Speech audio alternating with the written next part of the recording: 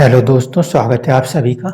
आज आप सभी को धनतेरस की ढेरों बधाइयाँ। बहुत सारे लोगों का एक सवाल आता है कि सर हम क्या शेयर मार्केट में इन्वेस्ट कर सकते हैं? तो शेयर मार्केट में हर इंसान इन्वेस्ट कर सकता है, इसमें तो कोई दो राय नहीं है। मेन चीज़ें जो कुंडली के एस्पेक्ट में देखनी होती हैं, वो पहले की 3-4 चीज़ें होती हैं जो बहुत ज़्यादा मायने रखती हैं। क्योंकि हम ये मान के चलते हैं कि मोस्ट ऑफ द लोग जो हैं, वो प्रॉफ़िट बनाने के लिए ही शेयर मार्केट में उतरते हैं। बस उनके अंदर थोड़ा-सा एक करेज होना चाहिए, एक पेशेंस होना चाहिए। अगर पेशेंस की कमी है, तो फिर शेयर मार्केट में आप उतना अच्छा परफ़ॉर्म नहीं कर पाओगे। इस बात को ध्यान रखना। इसीलिए सबसे इम्पोर्टेंट चीज़ जो सवाल होता है कि क्या हम शेयर मार्केट में पैसा इन्वेस्ट करें? तो आप पहले ये देखिए कि आप में कितना पेशेंस है, क्योंकि जब तक आपके अंदर सब्र नहीं होगा, तब तक आपको गेन्स नहीं देखने को मिलेंगे। अब कुंडली में आने से पहले एक बात को समझिए कि शेयर मार्केट काम कैसे करता है, और उसी के आधार पे ये फिक्स होता है कि आप उसमें प्रॉफिट निकालोगे या लॉस निकालोगे। शेयर मार्केट जो है वो बेसिकली क्या दर्शा रहा है, एक अनअर्न्ड मनी को दर्शा रहा है। इसका मतलब एक ऐसा धन जो कि आप अपनी मेहनत से नहीं, बल्कि अपनी किसी एक लगी हुई पूंजी के दम पे कमाते हो। Just same as a lottery. ठीक है, तो गेन्स, हजारों लाखों लोग जो हैं शेयर मार्केट में पैसा लगाते हैं। जो एक्चुअल में बड़े गेनर्स हैं, उन लोगों के लिए क्या मेन कंडीशन होती है, कहीं ना कहीं उनका जो 11th है, 11th house, house of gains, उसका अष्टक वर्ग का पॉइंट जो होना चाहिए वो 10th हाउस से ज़्यादा होना चाहिए, साथ ही साथ 12th से भी ज़्यादा होना चाहिए। अगर ऐसा है, तब लोगों को कम मेहनत में ज़्यादा फायदे देखने को मिलते हैं। इसीलिए ये वाली कंडीशन इम्पॉर्टेंट हो जाती है। अगर ये कंडीशन नहीं मैच हो रही होती, तो फिर आपको जो गेन्स हैं, आप बहुत ज़्यादा हैवी गेन्स नहीं निकाल पाते। दूसरा फ़ायदा उन लोगों को होता है इन्वेस्टमेंट के अंदर, जब कभी भी 11th हाउस का रिलेशन 8th हाउस से बनता हो। क्यों? क्योंकि 8th हाउस जो है ये हिडन हाउस में से एक हाउस है। हिडन हाउस होने के कारण ये अनएक्सपेक्टेड रिजल्ट्स देने में सक्षम है।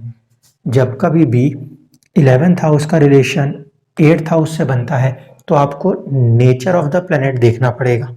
उसके आधार पे आप डिसाइड करना कि आपको लॉन्ग टर्म का इन्वेस्टमेंट करना चाहिए, शॉर्ट टर्म करना चाहिए, या मिडिल टर्म का इन्वेस्टमेंट होना चाहिए।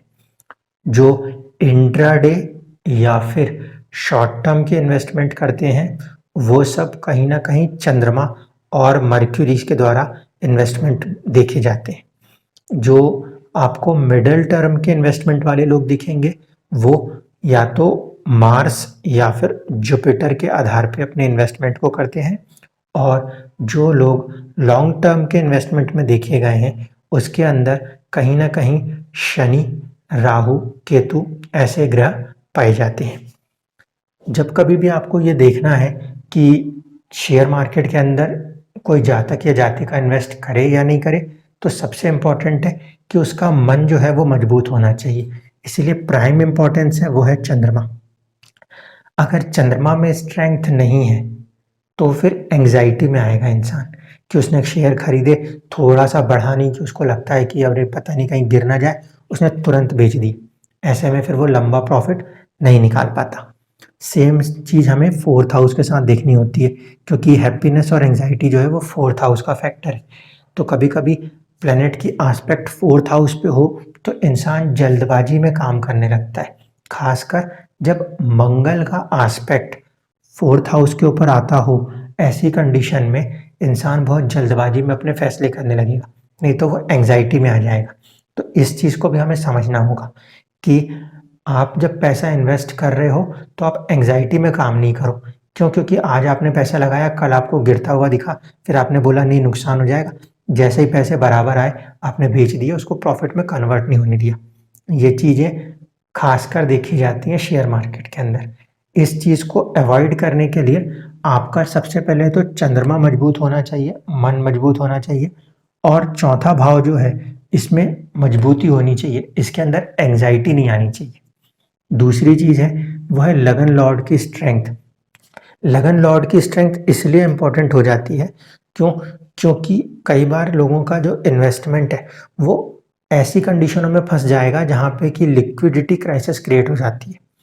आपने बिना सोचे समझे अगर पैसा लगा दिया और वो पैसा कहीं फंस गया तो फिर आपको उस पीरियड को निकालना भी है, क्रॉस करना है, आप उसको लॉस में नहीं बेच सकते। इस कारण से जो लगन लॉर्ड है उसकी स्ट्रेंथ बहुत मायने रखती है। अगर ये लगन लॉर्ड सपोर्ट कर देता है, ये कब होता है? जब आपका लगन का लॉर्ड यानी कि जो mid point Lord of the first house है वो 5th हाउस में बैठा हो, 11th हाउस में बैठा हो, 10th हाउस में बैठा हो, 9th हाउस में बैठा हो या 2nd हाउस में बैठा हो। ठीक है, जो आपके धन वाले भाव हैं वो होते हैं 2, 6 और 10। ये धन के भाव माने जाते हैं।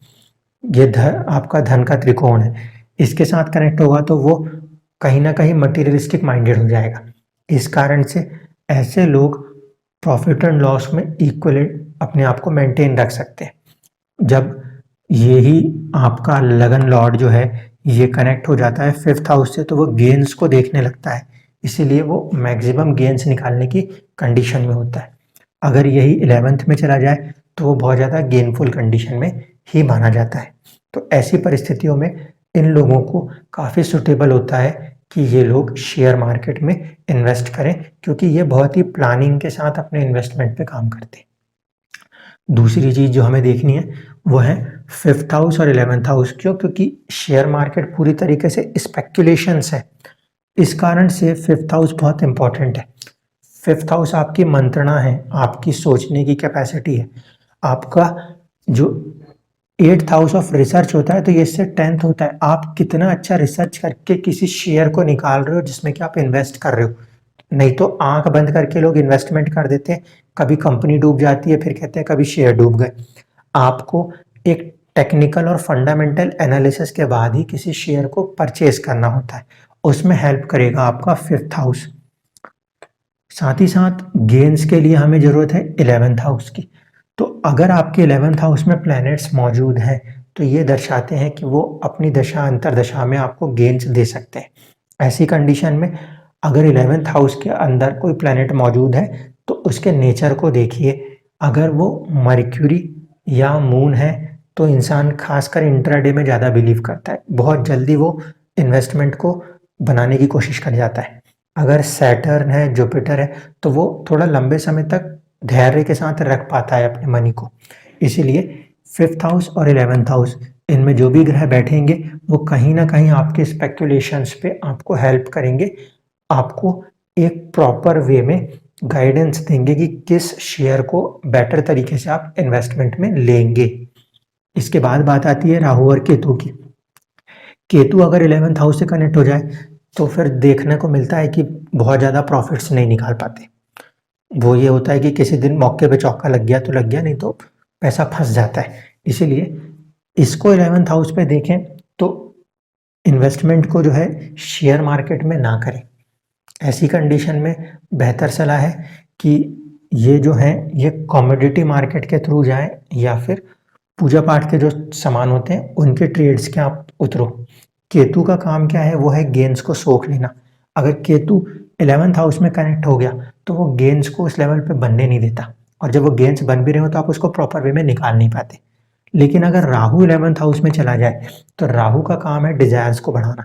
इसीलिए जब कभी भी राहु 11th हाउस में आएगा और केतु 5th हाउस में आएगा तो ये बेहतर कंडीशन है शेयर मार्केट के अंदर इन्वेस्टमेंट वाले लोगों के लिए, क्योंकि राहु जो है वो कई बार अचानक से काम करता है, अचानक से लाभ ये शेयर के अंदर काफ़ी इन लोगों को मिल सकते हैं। शनि जो है ये बहुत क्रूशियल रोल प्ले कर जाएगा कभी भी किसी भी चार्ट में वेल्थ क्रिएशन में। क्यों? क्योंकि शनि जो है वो रोग का कारक भी है और कहीं ना कहीं नेचुरल जो आपका काल पुरुष कुंडली है उसमें 11th हाउस का लॉर्ड भी होता है। अगर शनि 2, 6, 10 में कहीं कनेक्ट होता हो तो खासकर लोगों को मॉनेटरी गेन्स देने में ज़्यादा सफल होता है। अगर यही शनि 7वें घर से जुड़ जाए तो भी आपको अच्छा मॉनेटरी गेन देने में सफल हो जाएगा। लेकिन उस कंडीशन में आपको अपने चार्ट में ये ज़रूर देखना पड़ेगा कि शनि की राशि 10 नंबर और 11 नंबर आपकी कुंडली में कहाँ पर आती है। अगर वो राशि 8वें घर से कनेक्ट करती हो तो इन्वेस्टमेंट संभल के कीजिएगा। साथ ही साथ गुरु और बुध ये बहुत ही प्रोमिनेंट ग्रह होंगे, क्योंकि गुरु जो है ये विजडम है और मर्क्यूरी जो है ये एक्चुअल में शेयर मार्केट में कारक प्लैनेट माना जाता है। आपके अंदर अगर विजडम की कमी है तो फिर आप गलत शेयर सेलेक्ट कर लोगे। ऐसी परिस्थिति में फिर वो राइज नहीं करता। फिर लोग कहते हैं कि सब शेयर मार्केट तो बहुत बुरी चीज़ है। क्यों? क्योंकि जो शेयर बढ़ सकता था उस पे नहीं, जो बहुत बढ़ा हुआ शेयर था उसमें कहीं पे लोगों ने परचेज कर लिया, फिर वो उसके ऊपर नहीं बढ़ पाया तो उन्हें लगता है कि नहीं, लॉस होता है। इस कारण से जुपिटर आपकी कुंडली में स्ट्रांग होना चाहिए, एक अच्छे पोटेंशियल के साथ होना चाहिए। मर्क्यूरी जो है ये आपका एनालिटिकल पावर है। मर्क्यूरी एनालिटिकल पावर होने के कारण आप इस बात को समझ पाते हो कि मुझे शेयर कितने पे खरीदना है और किस लेवल पे बेचना है। कई बार ऐसा होता है कि शेयर बेचने के बाद भी उसके दाम बढ़ते हुए दिखते हैं, तो वहाँ पे आपको जो कंट्रोल देता है वो मर्क्यूरी देता है। क्यों? क्योंकि ये एनालिटिकल कैपेसिटी है कि मैंने इतना इन्वेस्टमेंट कर दिया, इतना मुझे गेन निकालना है, इसके ऊपर कुछ भी होता है फिर आप उसमें परेशान नहीं होते। इस कारण से आप जब कभी भी शेयर मार्केट में इन्वेस्टमेंट को देखना चाहते हो तो इन 2 ग्रहों को सबसे इम्पोर्टेंस दीजिए। अगर आपने एक बार पैसा लगा दिया तो बहुत सारे लोग उसको नुकसान में बेच देते हैं और दूसरे की सलाहों पे ज़्यादा काम करते हैं। शेयर मार्केट दूसरों की सलाहों पे तो ठीक है, लेकिन आपको कम से कम अपना एक लिमिटेड फंडामेंटल बेस पता होना चाहिए, ताकि आप समझ सको कि भाई मैं इसमें इन्वेस्टमेंट कर रहा हूँ, मैं इसको कितने समय तक रख सकता हूँ, कंपनी किस नेचर की है। बहुत सारे लोगों का क्या है कि ट्रेडिंग्स के अंदर वो उतरेंगे और फिर वो जो शेयर मार्केट के ब्रोकर्स हैं उनसे हेल्प लेते, उनको कमीशन बनाना है तो वो कई बार आपके जो हैं शेयर्स को लॉस में ही सेल करवा देते हैं कि सब कंपनी अब आगे चलनी नहीं है, आप ट्रस्ट करते हो और आप सेल आउट कर देते हो, क्योंकि उनको तो हर बाइंग एंड सेलिंग पे कमीशन बनता है। आपका अपना एक मिनिमम फंडामेंटल नॉलेज होना चाहिए कि जिस शेयर पे आप इन्वेस्टमेंट करने जा रहे हो उसके बारे में आपको एक जानकारी हो। इसके बिना अगर आप शेयर मार्केट में एंटर कर रहे हो तो फिर तो आप बिल्कुल आंख बंद करके इन्वेस्टमेंट कर रहे हो। उस कंडीशन में आप उतना अच्छा गेन नहीं निकाल सकते। कुंडलियाँ सपोर्ट करती हैं, कुंडलियाँ ये बता देती हैं कि इंसान कम मेहनत में बहुत ज़्यादा लाभ निकाल सकता है। इसका ये मतलब नहीं है कि बेवजह के रिस्क में आप अपना इन्वेस्टमेंट डाल दें। आई होप कि आप इस बात को समझ पा रहे होंगे कि कुंडली में आपको सिर्फ 70% की कंडीशनें देखनी है कि आप गेन निकाल सकते हो कि नहीं। बाकी के 30% में क्या आता है, वो बेहतरीन स्टॉक जिसमें कि आप गेन निकाल सकते हो उसको पकड़ना, और साथ ही साथ अपनी कुंडली से इस बात को समझना कि मुझे गेन्स तुरंत मिल सकते हैं या मुझे एक लंबे समय तक इन्वेस्टमेंट करके अपने फ़ायदे बनाने चाहिए। जिन लोगों का सेकंड हाउस का लॉर्ड 8th हाउस में पाया जाता है या 7th में पाया जाता है, ऐसे लोगों को मैं हमेशा बोलता हूँ कि कोशिश करो इन्वेस्टमेंट में चले जाओ। क्यों? क्योंकि ऐसी कंडीशन में कि इनके हाथ में पैसा टिकता नहीं है, सेविंग्स का लॉर्ड अपने से दुश्मन होता है, तो यहाँ पे इनके पैसे को शेयर मार्केट में फंसा दिया जाता है कि ठीक है आप यहाँ पे फंसो। कम से कम इस कारण से आप अपने खर्चे पे रोक लगाए रखोगे, आपकी सेविंग्स बेवजह खर्च नहीं होगी, और ऐसी कंडीशन में अपने सेविंग्स से ये लोग अपना इन्वेस्टमेंट बनाते हुए मिलते हैं। ऐसे मेरे पास कम से कम 60 या 70 एग्जाम्पल्स थे जिसमें कि ये वाली कंडीशन, जब सेकंड हाउस का लॉर्ड या तो 7th या तो 8th आया, वहाँ पे शेयर मार्केट उनको काफ़ी अच्छा सूट किया। लेकिन वहाँ पे उनके लग्नेश के अंदर स्ट्रेंथ होनी चाहिए, इतनी कैपेसिटी होनी चाहिए कि वो एक अच्छे लॉन्ग पीरियड तक अपने इन्वेस्टमेंट को बरकरार रख सकें। एक बार पैसा डालने के बाद वो ये ना सोचे कि मेरा पैसा फंस गया, अब मैं नुकसान में ही बेच दूँ। ऐसा नहीं होना चाहिए। ये बहुत इम्पोर्टेंट चीज़ है, अन्यथा कुंडलियाँ वही रहेंगी। हर इंसान की कुंडली में 11th हाउस होता है, उसका लॉर्ड भी होता है, इसलिए शेयर मार्केट में सब उतर सकते हैं। ऐसा नहीं है कि आपकी कुंडली शेयर मार्केट को सपोर्ट नहीं करती, सबकी कुंडलियाँ करती हैं, बस ये है कि कुछ लोगों के लिए वो शॉर्ट टर्म होती है, कुछ लोगों के लिए वो लॉन्ग टर्म्स में गेन प्रोवाइड करती हैं।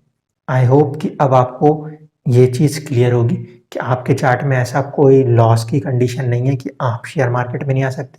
ये ज़रूर है कि आप अगर शेयर मार्केट में आना चाहते हो, तो थोड़ा-सा उसका बेसिक फंडामेंटल समझ के और अपने चार्ट में इस बात को समझ के कि मुझे लॉन्ग टर्म प्रॉफिट हो सकता है या शॉर्ट टर्म, उसके हिसाब से हमेशा इन्वेस्टमेंट किया कीजिएगा। धन्यवाद।